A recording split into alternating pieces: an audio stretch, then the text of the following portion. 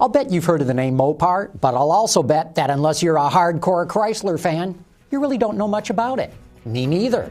Turns out the Mopar brand has been used by Chrysler for well over 70 years. It's used to market the company's motor parts and accessories. In fact, that's where the name comes from. Motor parts, Mopar. But now Chrysler wants to breathe a lot more life into Mopar and make it as strong a brand as Chrysler, Dodge, Ram, or even Jeep. Sergio Marchionne, the CEO of Chrysler, brought in another Italian, Pietro Gorlier, to run it. And that's exactly who is the guest on today's show. Stick around. We'll be back in just a moment to learn how Chrysler plans to recreate the fifth brand in its lineup. From our studios in the Motor City, this is Autoline. Here now is John McElroy. So here we are in the studio with Pietro Gorlier, the president and CEO of the Mopar brand. Great to have you here on Autoline. Great to be here. Thank you. And of course, joining us is Jeff Bennett from the Wall Street Journal and Eric Main from Wards. Great having the both of you here, too. Thanks very much. Pietro, I'm fascinated by what's going on with the Mopar brand. I've been covering this auto industry for over 30 years. I've interviewed countless executives from Chrysler. I've gone to all kinds of media launches, new product launches. I don't think anyone's ever talked about the Mopar brand before. So here you are as the president and CEO. You're doing all these kinds of things. What I'm wondering is, what are the marching instructions that Sergio Marchionne gave you? What did he tell you to do with this brand? Well, that's a great question. I think that there was the clear recognition that the Mopar brand is a brand with a lot of history, and 75 years of history. And in the last 10 years, it was a bit neglected. No? I mean, was still producing a lot of stuff, a lot of industry first, but was really not under the spot of the attention. So what we said, I mean, Mopar is in charge of everything is about taking care of the customer after the purchase of a car. And one of the main missions that we have at Chrysler is to improve and revamp the customer experience. No? And so naturally, Mopar is an important asset in this process. So the marching instruction is obviously to take care of the customer, selling parts and services, because I mean parts are a large part of our business, and taking care of the customer, giving the best possible experience when they walk into one of our dealerships. Can you discuss Mopar's profitability? How important is Mopar to the company's business? Oh, I couldn't wait. This question. I'm not. Well, I tell you. Let me say something. I think November 2009, when we presented our plan, our CEO was pretty clear in explaining that the mission of Mopar was to improve customer experience and being a profitable part of the company.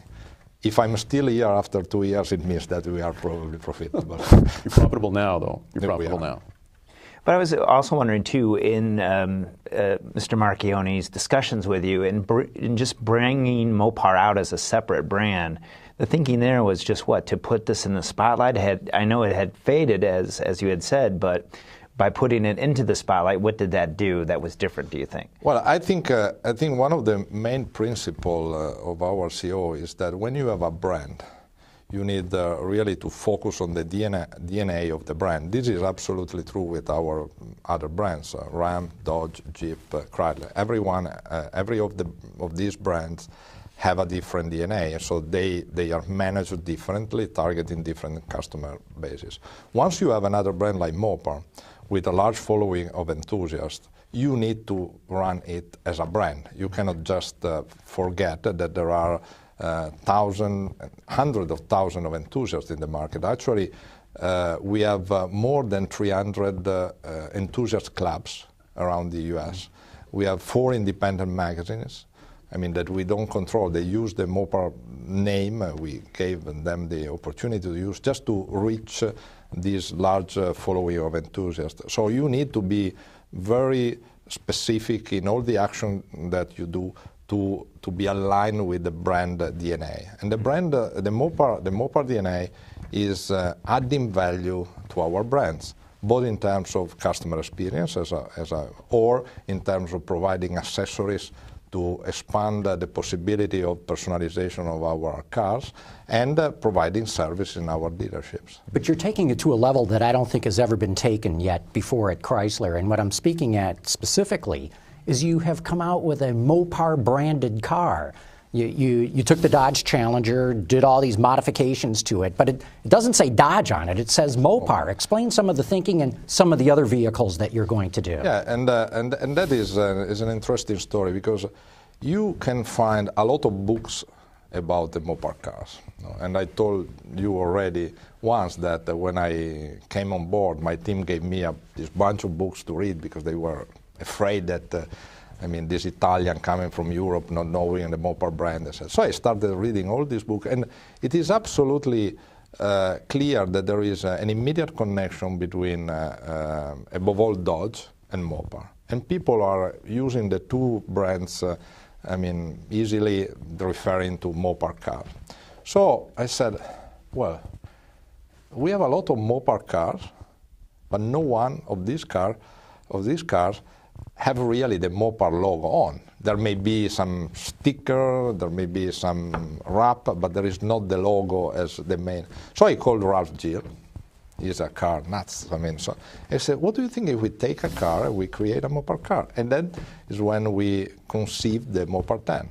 500 units sold in few weeks, full of Mopar contents, and simply reaching our enthusiasts and saying, okay, here we are again. That is a Mopar car, and this time there is also the Mopar logo. And then we went on with, and this is a car that is street legal, but obviously we have also the side of the business that is the performance side. So we put the Mopar drag pack in the market, 70 units.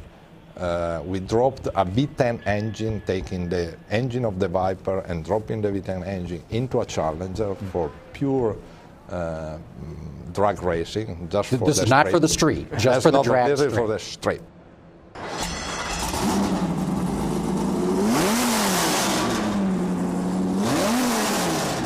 And one more, too, if I'm right.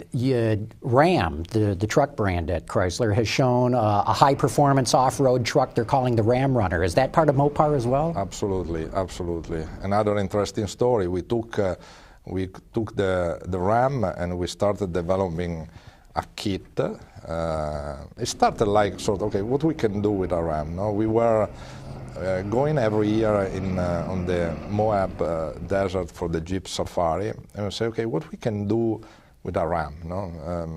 So having a Ram racing on the dunes, etc. So we started working on the suspension. Then we said, okay, maybe we need with the suspension new fenders, new fascia, new bumper, something like that. We used the expertise of Ken Croker, that is a legend of the Baca 1000 race. And it came out, the Ram Runner. And it started as a kit, an after-sales kit. In March, we are going to launch this $13,000 kit that is moving the Ram to the level of a real desert racing truck. What model within the Chrysler portfolio benefits most from Mopar? Are Ram customers most likely to accessorize, or Challenger customers? What? I think we touch pretty well all the brands. The most accessorized car is still the Challenger. We sell an average of $800 of accessories for every Challenger. And I would say in second position they type both the Wrangler and the Ram. They are both for different reasons. The Wrangler is the Jeep Wrangler is sort of the perfect car for accessories, and we sell accessories of models 20 years old for the Wrangler. So it's great. What components are most? Are they looking at performance? I would say when you move to the Wrangler specifically, we are talking about lift kits, half doors, different bumpers, towing stuff. Obviously, we have all the chrome inserts that are still a big deal.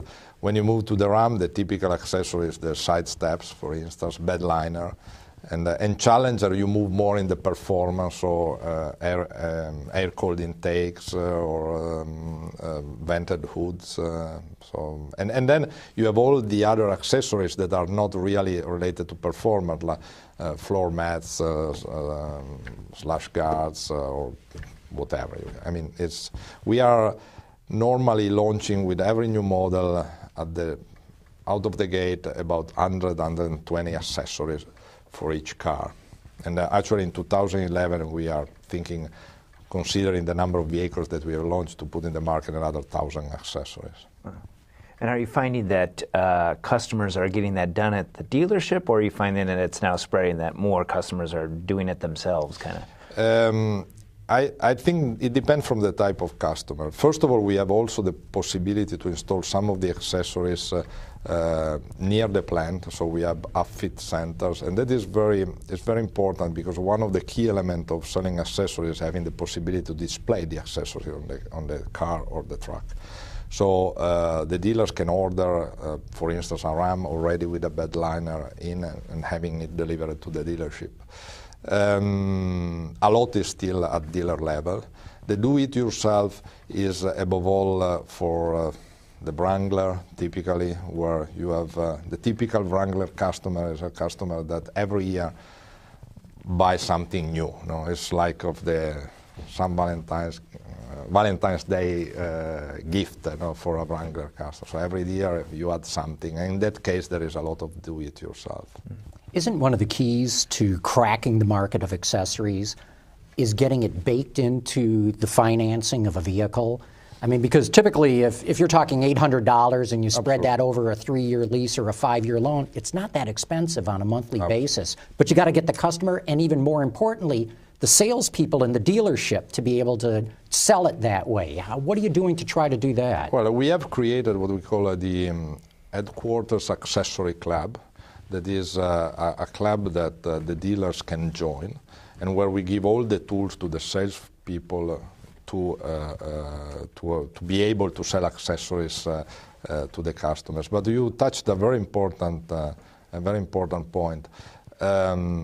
Selling accessories is an art, because it involves 3 elements in the dealership: the sales part of the dealership, the service part of the dealership that they have to install accessories, and the parts manager that needs to have the accessories in stock. So we work very close with these 3 elements of the dealership to realize and we have been pretty successful, because during 2010 we have almost doubled the number of accessories that we sell for every car. So this both expanding the portfolio and improving the penetration. That's another one of your areas of responsibility is customer service. What initiatives do you have underway, and can you give us a status report on? Well, definitely there is an initiative that has been launched by Chrysler as a corporation that is rolling out dealer standards at level of dealership. Dealer standards that cover both the sales experience, the service experience, and the customer care. And that is a great tool, because it's going the direction to the dealers. I mean, what are the best practices to realize in every part of the dealership to take care of the customer.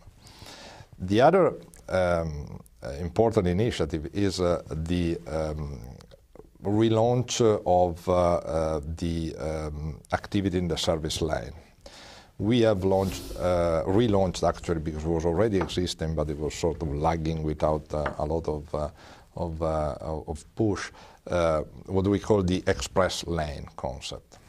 Express lane means having the possibility to drive through a dealership for oil change, maintenance, and having the service done in 15-20 minutes consistently throughout the day. Is an important and vital element of the customer retention process, because if you start losing the customer for the oil change, you not only miss the opportunity to sell other parts or accessories, but also you break the relationship with the customer in the first 2-3 years. And so when it comes the moment to buy another car or going through a major repair, etc., the customer has been lost. From the dealership is probably using an independent service, and this concept is becoming very important, above all in a moment where the quality are improving, the vehicles are improving quality, and therefore you don't have the customer coming, thanks God for warranty in your dealership. You've been pushing for Saturday openings. Can Yeah, we see? Are there Sunday openings on the horizon? What kind of? Oh, it's coming. I don't know whether I'm going to be very popular for that. But my point is, first of all, let us address Saturday. I mean, when 1 year ago we assessed our network, we had about 60% of the dealers that were open on Saturday. That was at the beginning of 2010. That is not a number that is unusual among the official networks, no? But unfortunately, the independent networks, so all the other providers of service, are always open on Saturday and even on Sunday. So the conversation with the dealers was pretty clear. I mean, you are losing a large portion of your business, and it's not just the profitability of that business, it's also the fact that you lose the loyalty of your customers. And the best day for maintenance is Saturday. I mean, when you get the warning light coming out and asking for an oil change, you say, oh, let me have this done quickly, effectively, 15 minutes, 20 minutes, done. And the price is not necessarily even the first element of evaluation. So we started this conversation with the dealers, and they understood. We moved from 60 to 70. So at the end of 2010, we have 70% of the dealers open, and we are targeting 80%. That probably is a number that is starting being a good number, considering that you have some rural areas, some rural markets, or dealers that probably they cannot really afford to be open on Saturday. But then you have Sunday. I always say, and I already mentioned some time, I mean, as a European, and I don't think there are doubts with my accent, when you come to the US, one of the best surprises is the fact that you come in the country that invented the 24/7, so that you can shop overnight, you can shop on Saturday, Sunday, etc. So why we shouldn't provide that same experience to our customers? And that's the simple thought, and that is true for Saturday, and then we will start addressing Sunday. Sunday is more difficult. You need some more investments because you need probably to add people in your dealership to allow everyone to have a day off. I'm not saying that we are open 7 days a week and everyone is working 7 days a week. You can have shifts, but that is the next frontier. Pietro, I was at the Chrysler 300, the complete redesign of the car, that beautifully done. It's gone with a smaller grille, and I know that was kind of controversial because it was sort of the bling of the original model that really set the stage for it. But I was intrigued to find out that Mopar is going to be selling different grills on that vehicle. In fact, you brought some examples in. Talk a little bit about that, and let's start with what you're calling the diamond grill. Why are you doing these things, and talk about how you came up with different grills to sell for this car. Well, first of all, you need to go back to the previous 300, a car with a great success, and definitely you cannot avoid to notice that the grille is an important part of the car, no, the front of the car. So what happened with the old 300 that had a square grille, and then Mopar started developing in the aftermarket other opportunities, looking at the other grills that were available in the market. So even the old 300 had 3 additional aftermarket grills, etc. And we sold about in excess of 15,000 grills during the life of the former 300. So when the new 300 has been designed and launched, we said, okay, we need to repeat the same experience. And there were, I mean, it was a car where it was so common for customers to add a grill that you start thinking, oh, what is the best one? No? So finally, the brand decided to go ahead with the current grill that you have seen in the production car. And so we said, fine. I mean, we have a splendid opportunity to multiply the number of 300 that you can have, taking some of the grills that we had on previous models and creating new grills even. So we started exactly as you said with the Diamond grill that is actually a sort of reinterpretation of a grill that we had with the previous model. And I brought the grills here because, I mean, we talk always about grills, so I said they are fresh from the supplier. They came out really yesterday, and they will hit the showrooms in March.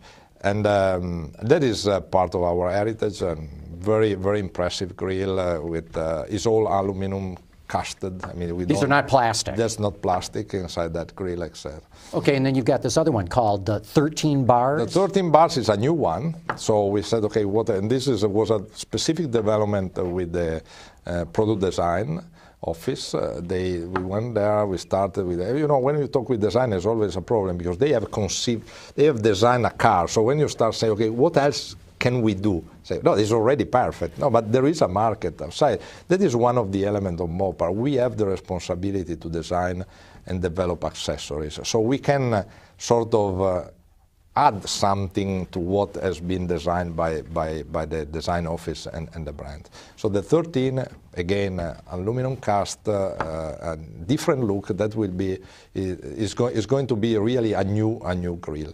And then we took what we call the mesh grill that we had already. Is the one someone is calling sometimes the Bentley grill. I mean, but this is a Chrysler grill, a Mopar grill. Again, a big success with the previous 300. So now we have up to 6 grills because we will also make 2 different versions of the production grill, one in black chrome and another one in satin chrome. So 6. And the last baby, and this is news, we are also ready to launch exactly the grill of the former 300. So we have decided to keep the same design of the square grill, so we will have a 7th grill. 7 grill. Okay, if I'm a customer and I want to go to the dealer and have one, what would it cost me to have that? The price of this grill will range between $350 to $700. I mean, it depends from the material, and we are about fine-tuning the price, but this will be the price range. And I understand, too, from dealers we've talked to that you're even going to go a step further when Fiat comes out. I've been hearing, and I don't know if you can confirm that some of these dealers want to sell wraps of cars that each time they come in, they bring their Fiat in for oil change, that they could change wraps. Yeah. Is that something that you guys are looking at? Absolutely. We should explain that a wrap is like a plastic coating that you can put on the car. Well, you can, and it's like a decal. It's a decal, and can move from being simply a stripe to be the whole roof of the car. The Fiat 500 is already one of the most accessorized vehicles in Europe. No? And Europe is less sort of hot on accessories. No, I mean, for instance, in Europe you don't have a lot of chrome on the cars, etc. So this is something that is so, and it is an exception because it's really a versatile car where you can really do different things. So we are obviously leveraging this experience of Europe, creating a line of 150 Fiat original accessories that we will sell in our dealerships. And among these accessories, there will be also wraps. So you move again from all the possible type of stripes to a flag on the roof, or as I'm always mentioning and thought was interesting, for instance, matching the wrap that you have on the car on your key fob. And that is something that has been created in Europe when the Fiat 500 has been launched. And that is really, I think, very cool, because at the end, the key fob, the key is sort of the ambassador of the car. No? It's the thing that you keep in your hand, that you put on the counter of the bar when you have a beer there, or on the restaurant, or your desk. And so why not personalizing the key fob? So we have really a large gamut of accessories that we will launch with the Fiat 500, and the customer base will be, I guess, very, very excited. And unfortunately, with that, we're going to have to wrap up the show. But Pietro Gorlier, thanks so much for coming on and telling us all about Mopar. Very interesting story that you've got here. Thank you very much. Thank you. Jeff and Eric, thanks. Thank you very much. Thanks for coming by, and I'll be back in a moment with some closing thoughts.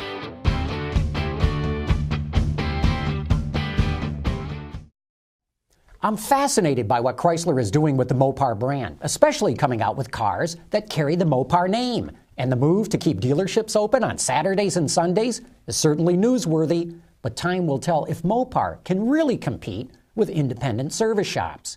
I'm also interested that an Italian executive was chosen to revive the brand. Pietro Gorlier sure does seem to have quickly caught on to the needs and wants of American consumers. I definitely want to see where all this goes. But that brings us to the end of this show. Join us again here next week as we continue to give you an inside look at what's going on in the automotive industry.